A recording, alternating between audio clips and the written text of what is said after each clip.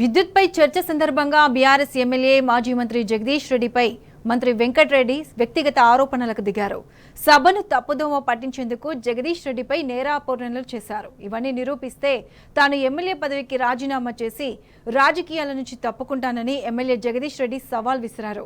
ఒకవేళ నిరూపించకపోతే సీఎం రేవంత్ రెడ్డితో పాటు మంత్రి కోమటిరెడ్డి రాజకీయాల నుంచి తప్పుకోవాలని ఛాలెంజ్ చేశారు. వివిధ అంశాలపై కాంగ్రెస్ ప్రభుత్వానికి జగదీష్ రెడ్డి అదిరిపోయే కౌంటర్లు ఇచ్చారు.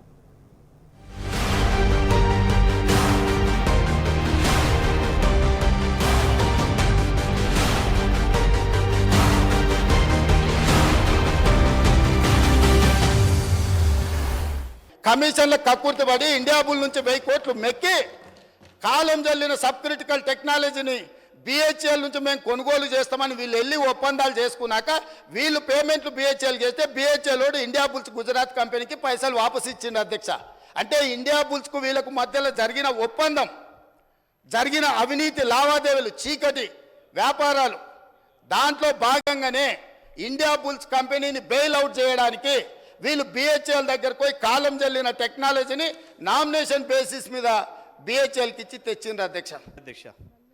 ఈ ఇండియా బుల్స్ ఏందో, అమెరికా బుల్స్ ఏందో, ఈ బుల్స్లలో దూరుడు, యాడ కమిషన్లు దొరికితే తిరుగుడు, ఇక్కడ ఎవరు బ్లాక్మెయిల్ చేసుడు మాకు తెలియదు అధ్యక్ష. ఆ ఇండియా ఎక్కడనో, ఆ బుల్స్ ఎక్కడనో మాకు తెలియదు. వారే పట్టుకొచ్చారు, మరి వాళ్ళ దగ్గర వీరెందుకు పోయినరో, దేనికి దొరికిందో బుల్స్ వీళ్ళకు, అది ఆయనకే ఎరక అధ్యక్ష, సీఎం గారికి ఎరక. ఆ బుల్స్ ఎక్కడ ఉన్నాయో మాకు తెలియదు. ఈ బుల్స్ చోటికి మేము ఎప్పుడు పోం, మాకు అలవాటు లేదు అధ్యక్ష, మాకు అలవాటు.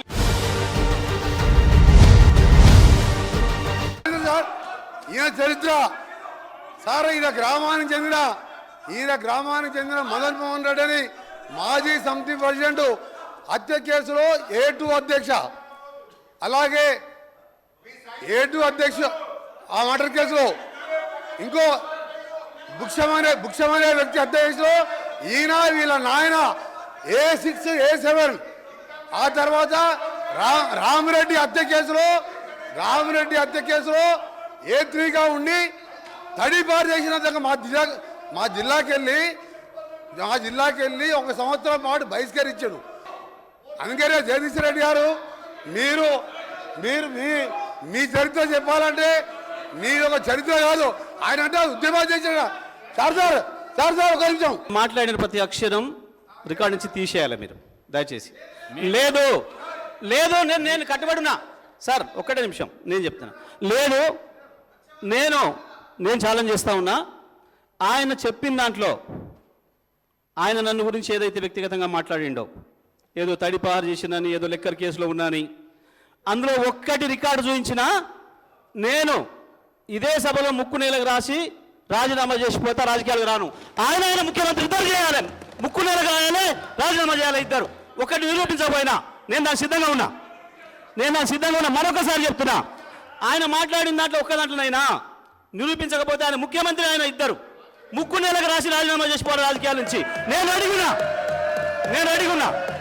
దీని మీద నిలబడాలి అధ్యక్ష, దీని మీద నిలబడాలని చెప్తా ఉన్నా. అయితేనేమో రికార్డు నుంచి తీసేయండి. నా పైన 1 కాదు 3 హత్య కేసులు పెట్టిండ్రు. వాళ్ళే అధ్యక్ష 3 పెట్టిండ్రు. ఇదే కాంగ్రెస్ పార్టీకి సంబంధించిన ఆనాటి శాసనసభ్యుడు, మంత్రి.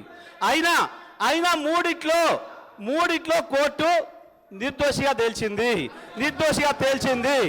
ఇది తప్ప ఆ తర్వాత తెలంగాణ ఉద్యమ సందర్భంగా వచ్చిన కేసులు తప్ప ఇంకా ఒక్క కేసు నా మీద ఉన్నా.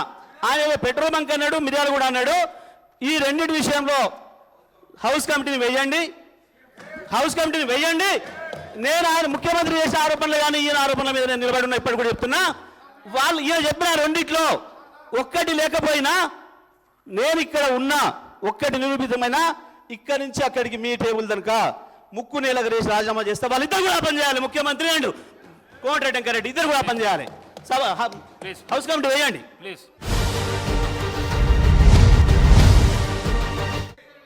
మీరు డిమాండ్స్ పై చర్చ మాట్లాడితే చర్చ సవాలుగా నడుస్తుంది. మీరు రెచ్చగొట్టే ప్రసంగాలు చేస్తే ఇక్కడి వెళ్ళి కూడా రెచ్చగొట్టే ప్రసంగాలు వస్తాయి. అందుకే దయచేసి డిమాండ్ల పైనే మాట్లాడండి, డిమాండ్ల పైనే చర్చ మాట్లాడండి. అధ్యక్ష ప్రజలు మొత్తం లైవ్ ఇవ్వండి ప్రజలకి. ముఖ్యమంత్రి గారు మాట్లాడింది, ఆయన మాట్లాడింది, నేను మాట్లాడింది ప్రజలు చూసినారు. కానీ మీరు ఈ రిమార్క్స్ చేయడం వల్ల మీ ప్రతిష్ట కూడా భంగం కలిగే అవకాశం ఉంది అధ్యక్ష. ఎందుకంటే నేను డివైడ్ అయినా మీరు మాట్లాడడం అనేది, ఇది న్యాయం కాదు అధ్యక్ష, ఇది.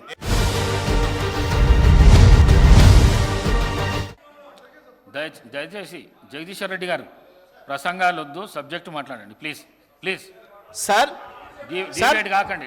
దయచేసి నా విజ్ఞప్తిని దండం పెట్టి చెప్తాను మీకు. నేను మాట్లాడింది ఒక అక్షరం సబ్జెక్ట్ ఎక్కడైనా డివియేట్ అయిందా ముఖ్యమంత్రి వచ్చే వరకు ఈ సభలోకి? ముఖ్యమంత్రి వచ్చాక డివియేట్ చేసిండా, నేను డివియేట్ చేసినా? చూపించండి ప్రజలకు మొత్తం. నాది చూపించండి, ఆయన ఆవేశాన్ని చూపించండి, ఆయనకు తోడుగా తందానన్న ఈయన మాటను చూపించండి. మొత్తం రాష్ట్ర ప్రజలు చూస్తున్నారు. దయచేసి మొత్తం ప్రతి అక్షరం కూడా పోవాలి ప్రజలకని చెప్తా ఉన్నాను. మీరు వెంకటరెడ్డి గారు ఏం సబ్జెక్ట్ మాట్లాడారు అధ్యక్ష?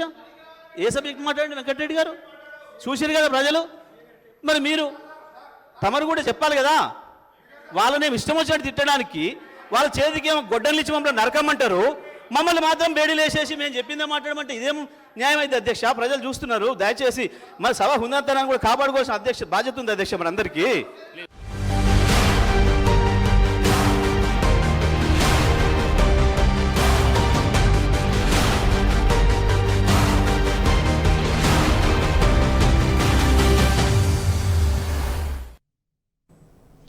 ఇది ఇవాళ daily focus. Keep watching tea news.